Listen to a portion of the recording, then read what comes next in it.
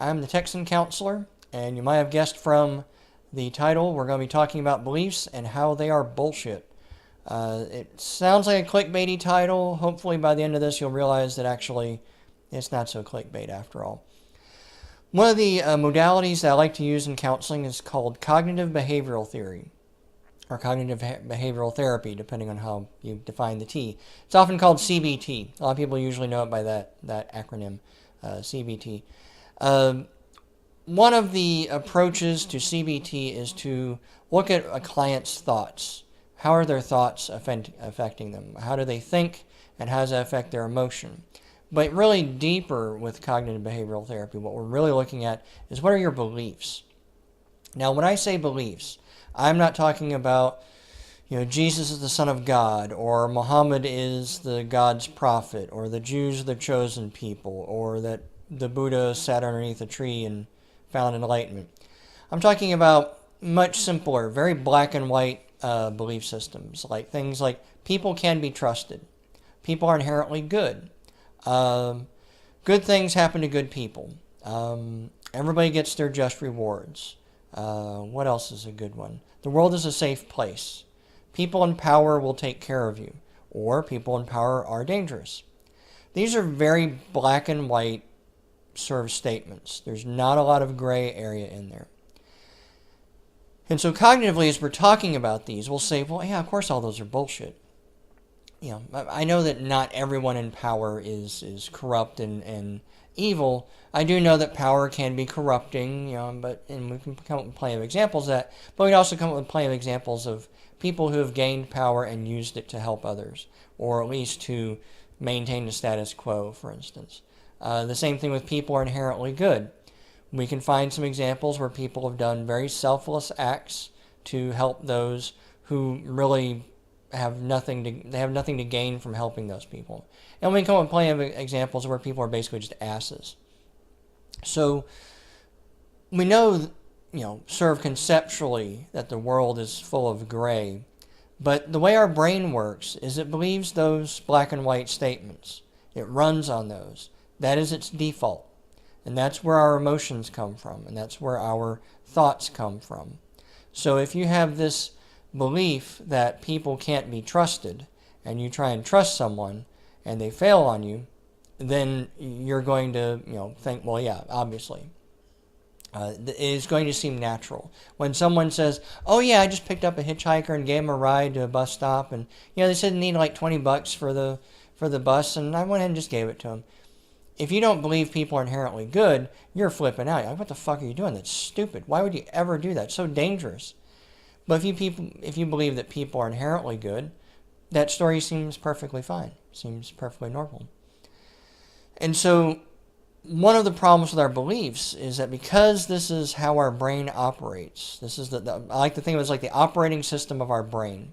It's sort of like if you run Macintosh on a Mac, or if you run Windows on your computer, that is going to dictate how your computer is going to work. A PC running on Windows is not going to recognize a Macintosh program.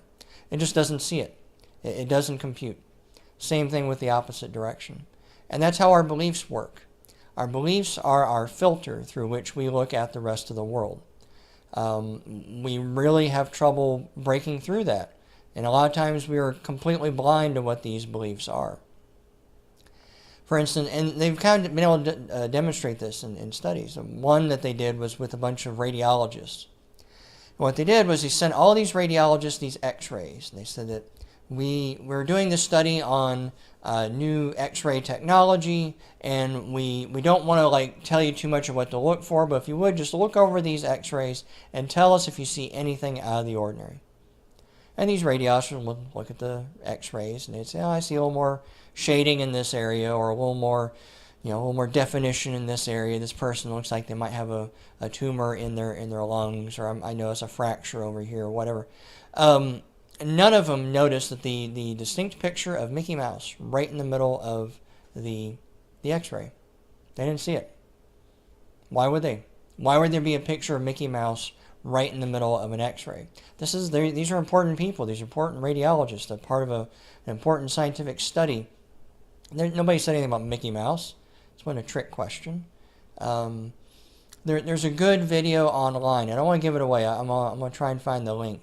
But if you can, it's the look for something like black and white passing the basketball, and that'll kind of give you an idea of what we mean by how belief systems work.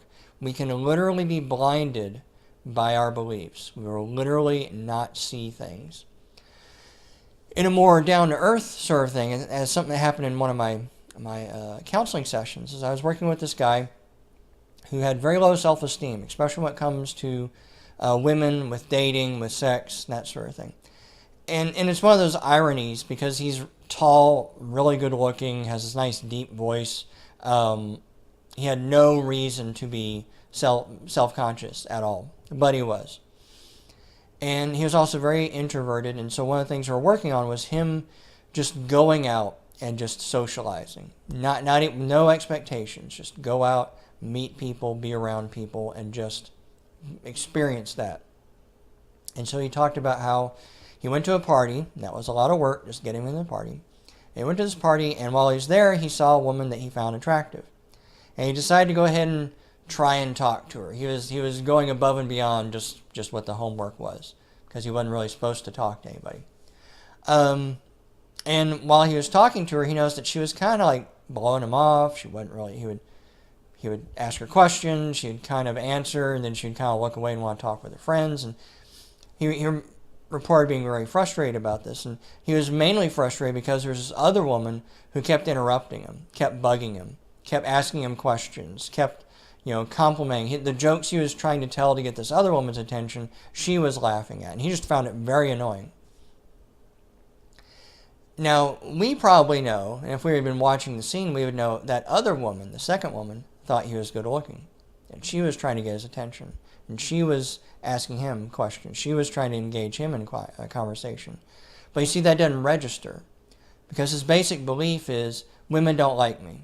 I'm no good with women. So the message from the first woman came through loud and clear. I'm not interested. I don't like you. Go away and leave me alone. He got that loud and clear because that matched his belief systems. But the other woman, who was sending very clear signals of like, no, I like you, talk to me, let's go hang out, he wasn't seeing it. It didn't dawn on him. It still didn't dawn on him until I pointed it out to him. It did not click. And for a lot of us, that is constantly coming up with our belief systems. A common one, or another one that I've noticed most recently, was we just had the school shooting in Florida. And of course, one of the first things people come out is like, oh, it's the guns. Gotta get rid of the guns. It's the AR-15s. These are military-grade weapons. Nobody should have one of these. Gotta get rid of all the guns, and then people will be safe again. They're coming from, well, some of those people are coming from this notion that guns are bad. These are people who usually have had little to no experience with guns, and they don't understand that any gun can really be used to kill anyone at any time. But also what they're coming at, and this is a little more nefarious, is that they don't like conservatives. And the reason why I think this, kind of go with me on this one, is notice when the Las Vegas shooter shot up hundreds of people in Las Vegas, apparently from this hotel window, shot up all these people, that sort of thing. No one said get rid of the guns. Why? I think it's because he was shooting into a crowd of country and western fans. Another one. No one said we gotta get rid of the guns when the Bernie Sanders guy drove all the way from, I think it was Ohio, to Washington, D.C. to shoot at Republicans who were just practicing baseball. Nobody was getting all up in arms about how we gotta get rid of the guns, we gotta do something about the guns, because those people were okay with who the victims were. You see, this is kind of the belief systems things. The guns are bad sometimes, unless what the overriding belief system is conservatives are worse, and they deserve even worse. So in your daily life, one of the things that is a real challenge, because again, your beliefs blind you, and your beliefs seem natural. So you get a lot of knee-jerk reactions. Something happens, you have an immediate emotional reaction. I'm going to talk a little bit more about emotions later on. But you have immediate emotional reaction, and then your thoughts and your actions follow from that, but they all come from your belief systems. So you have to really examine what it is you believe, why it is that you believe that, and how is that affecting your day-to-day life. And the hard part is, and I have to work with a lot of clients on changing their belief systems, the hard part is for a while, you have to do something that seems very counterintuitive. It seems stupid. It seems unnatural. And it also seems like you're setting yourself up. Especially if one of the beliefs that you have is, I can't trust people. And I'm going to have to tell you that, well, you can trust some people. And unfortunately, you don't know who you can trust until it's too late. But the core message that you want to hold on to is your beliefs are bullshit. Whatever it is that you believe, it's never 100% true 100% of the time in 100% of the situations. And because of that, your beliefs are bullshit. Because in whatever situation you're in, your belief may be putting you down the wrong path. It may be limiting how you view things and how you interact with others.